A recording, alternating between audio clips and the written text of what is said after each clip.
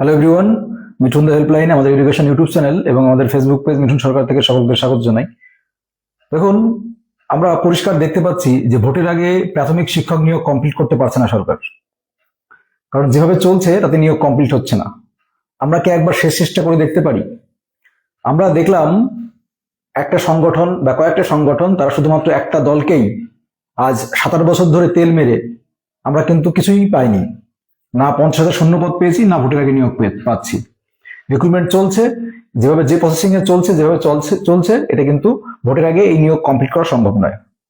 তো এই নিয়োগ ভোটের আগে কমপ্লিট করতে হলে আপনারা কে কে আমার সঙ্গে আছেন, আমার পাশে আছেন, আমার সাথে আছেন, এবং আমার সঙ্গে কে কে তৃণমূলের যে সমস্ত নেতা আছে তাদের কাছে যাওয়ার জন্য, বিজেপির যে সমস্ত নেতা আছে তাদের কাছে যাওয়ার জন্য, সিপিএম এর যে সমস্ত নেতা আছে তাদের কাছে যাওয়ার জন্য, এবং এছাড়াও কংগ্রেস, এছাড়াও আপনার আইএসএফ এর যে সমস্ত নেতা আছে তাদের কাছে যাওয়ার জন্য, এছাড়াও যে নতুন দল হয়েছে হুমায়ুন কবিরের তাদের কাছে যাওয়ার জন্য।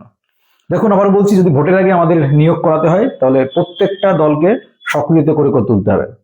আমাদের যদি ভোটের আগে নিয়োগ করাতে হয় তাহলে প্রত্যেকটা দলকে সক্রিয় করে তুলতে হবে এবং প্রত্যেকটা দলের কাছে যেতে হবে, শুধু একটা দলের কাছে গেলে হবে না। আর আমরা যে সংগঠনের আন্ডারে এই এতকাল ধরে আমাদের রিক্রুটমেন্টটা পড়ে আছে তা কিন্তু শুধুমাত্র একটা দলকে তেল মারার জন্য। আপনারা কে কে আছেন দেখুন, আমি আমার মতো করে চেষ্টা করব, আপনারা যদি সঙ্গ দেন আমার সাথে আসেন। আমি আপনাদেরকে অনুরোধ করব, সমস্ত টেট পাস ক্যান্ডিডেট যারা আছে, যারা আমার সঙ্গে আসতে চায়, যারা আমার সঙ্গে যেতে চায়, আমি বিজেপির কাছেও যাব, আমি টিএমসির কাছেও যাব, আমি সিপিএম এর কাছেও যাব, আমি কংগ্রেসের কাছেও যাব।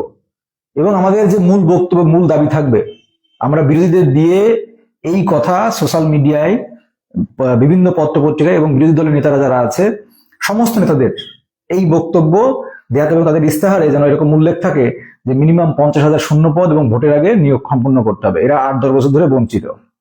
এই কথাগুলো প্রত্যেকটা বিরোধী দলের মুখ থেকে বার করতে হবে, বার করাতে হবে।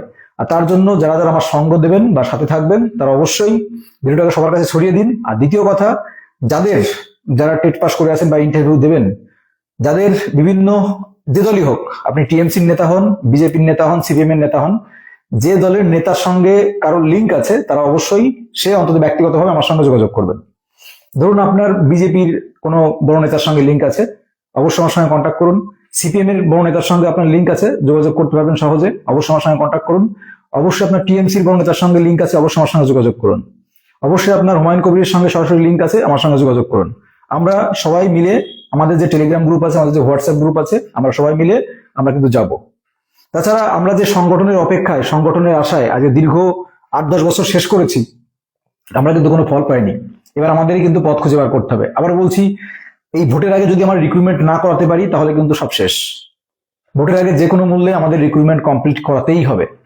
ভোটের আগে আমাদের রিক্রুটমেন্ট কমপ্লিট করাতেই হবে, এটা আমাদের অনুরোধ। তো যারা যারা পাশে আছেন অবশ্যই কমেন্ট বক্সে জানাবেন, এবং আমি যে কথাগুলো বললাম যদি কারোর কোনো লিঙ্ক থাকে অবশ্যই তোমরা তোমাদের মোবাইল নাম্বারটা আমার কমেন্ট বক্সে দিয়ে রাখবে, আমি তোমাদের সঙ্গে সরাসরি যোগাযোগ করে নেব। বললাম, যার বিজেপির সঙ্গে সরাসরি লিঙ্ক আছে, বিজেপির সরাসরি শুভেন্দু অধিকারী, সুকান্ত মজুমদার, বড় বড় যারা নেতা আছে তাদের সঙ্গে যোগাযোগ করা যাবে, দেখা করা যাবে, তাদের কাছে ডেপুটেশন দেওয়া যাবে। যদি কারোর এরকম লিঙ্ক থাকে অবশ্যই সে নম্বরটা দেবেন, তার সঙ্গে কথা বলবো। সিপিএম এর যে সমস্ত বড় বড় নেতারা আছে, সুজন চক্রবর্তী থেকে শুরু করে, তাদের সঙ্গে সরাসরি যোগাযোগ করা যাবে, কথা বলা যাবে। যদি কেউ থাকেন অবশ্যই তার নম্বরটা দেবেন। আমাদের কংগ্রেসে যদি কেউ থাকেন সরাসরি অধীর রঞ্জন চৌধুরীর সঙ্গে কথা বলা যাবে, দেখা করা যাবে। এরকম কেউ যদি থাকেন, লিঙ্ক আছে, অথবা আমাদের হুমায়ুন কবিরের সঙ্গে সরাসরি দেখা করা যাবে, কথা বলা যাবে, এরকম যদি কেউ লিঙ্ক থাকে অবশ্যই আপনারা কিন্তু মোবাইল নম্বরটা দেবেন। এবং আমাদের সিপিএম এর যারা রয়েছেন তাদের সঙ্গে সরাসরি কথা বলা যাবে, যোগাযোগ করা যাবে। এমন যদি কেউ থাকেন, আমাদের টেট পাস ক্যান্ডিডেট বা যে কোনো ক্যান্ডিডেট, অবশ্যই যোগাযোগ করবেন, মোবাইল নম্বরটা দেবেন আপনার, আমরা আলোচনা করে নেবো এবং আমাদের যে গ্রুপ রয়েছে সেখানে অ্যাডজাস্ট করাবো।